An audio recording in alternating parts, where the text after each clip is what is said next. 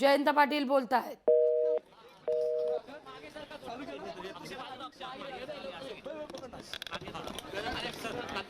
S Chockalingam यांच्यासोबत बैठक होती। या बैठकीमध्ये नेमकं काय झालं? जवळपास 1 तास ही बैठक झाली आणि काही ठोस आश्वासन मिळालेलं आहे का? चोक्कलिंगम हे केंद्रीय निवडणूक आयोगाचे प्रतिनिधी सीओ म्हणून इथे काम करतात। त्यांना महाराष्ट्रातल्या वेगवेगळ्या भागातल्या मतदार यादीतले वोट हे सांगण्यासाठी दाखवण्यासाठी आज सर्व विरोधी पक्ष महाविकास आघाडीच्या वतीनं माननीय शरद पवार साहेब, उद्धव ठाकरे साहेब, राज ठाकरेजी, त्याचबरोबर शेका पक्षाचे जयंत पाटील, भारतीय कम्युनिस्ट पक्षाचे आणि अन्य पक्षाचे सर्व प्रतिनिधी आज उपस्थित होते।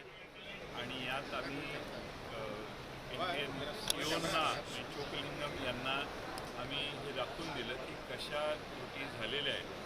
राज ठाकरे यांनी अनेक उदाहरणं त्यांच्या मांडलेली त्यांना आम्ही सादर पुराव्यानिशी दिलेली आहेत।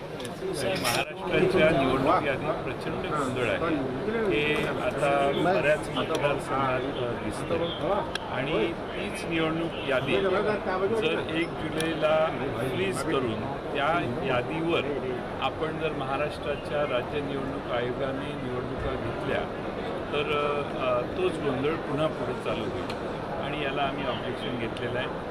आम्ही ही मागणी केलेली आहे की स्टेट इलेक्शन कमिशन, राज्य निवडणूक आयोग आणि केंद्रीय निवडणूक आयोगाचे प्रतिनिधी म्हणून सीओ चोक्कलिंगम साहेब यांनी एकत्रित यावं आणि आमचं हे म्हणणं ऐकावं। त्यांनी आम्हाला आश्वासन दिलेलं आहे की उद्या पुन्हा ते दोघं एकत्रित येऊन आमचं म्हणणं ऐकतील आणि आम्ही त्यासाठी अनेक पुरावे जे सादर केलेले आहेत त्याची पुन्हा याची चर्चा होईल। आमचा आग्रह हा आहे की महाराष्ट्रात जिल्हा परिषदा, नगर परिषदा आणि महापालिकेच्या निवडणुका घेण्याच्या आधी महाराष्ट्राच्या या सगळ्या निवडणूक याद्या दुरुस्त केल्या पाहिजेत। अनेक ठिकाणी दुबार मतं आहेत। एक नाव 6-6 ठिकाणी आहे। एकाच नावाच्या समोर वडिलांचं नाव, वय हे सगळं बघितलं तर 117 वर्षाचं वय असणाऱ्या माणसाला 40 वर्षाचा मुलगा, हे सगळं म्हणजे कुठल्याच लॉजिकमध्ये बसत नाही। घरांचे नंबर नाहीत, पत्ते नाहीत, त्याचबरोबर एकाच घरात 117-170 माणसं राहतात, अशी अनेक उदाहरणं आहेत। आणि यासाठी आमचं मागणी होती या महाराष्ट्राच्या निवडणूक याद्या या पूर्णपणाने दुरुस्त व्हाव्यात, त्याचं डुप्लिकेशन जावं, चुकीच्या पद्धतीनं घुसडण्यात आलेली नावं काढण्यात यावीत, यासाठी आम्ही मागणी केलेली आहे। आणि त्यासाठी राज्य निवडणूक आयोग आणि Chokkalingam CEO Maharashtra election commission यांनी एकत्रित बसून आमचं गाऱ्हाणं ऐकायचं मान्य केलेलं आहे।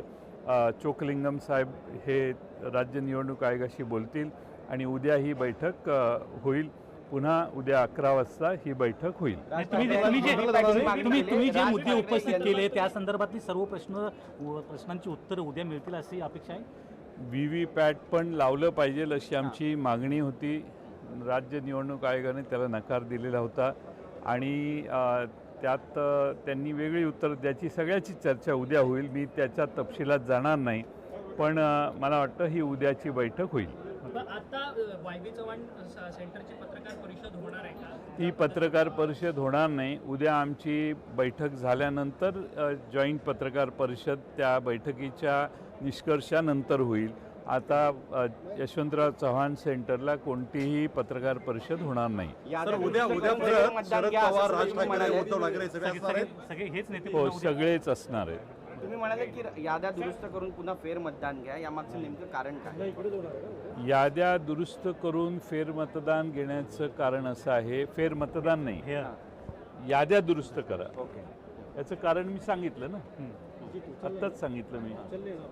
अनेक दोष आहेत, त्रुटी आहेत आणि आमच्या अशोक पवारांना, माजी आमदार आमचे अशोक पवार यांना तर म्हणजे निवडणूक आयोगाने उत्तर दिलेलं आहे कळत त्या उत्तरात त्यांनी सांगितलेलं आहे की मतदार यादीत समाविष्ट करण्यात आलेल्या मतदारांची माहिती ही गोपनीय स्वरूपाची आहे.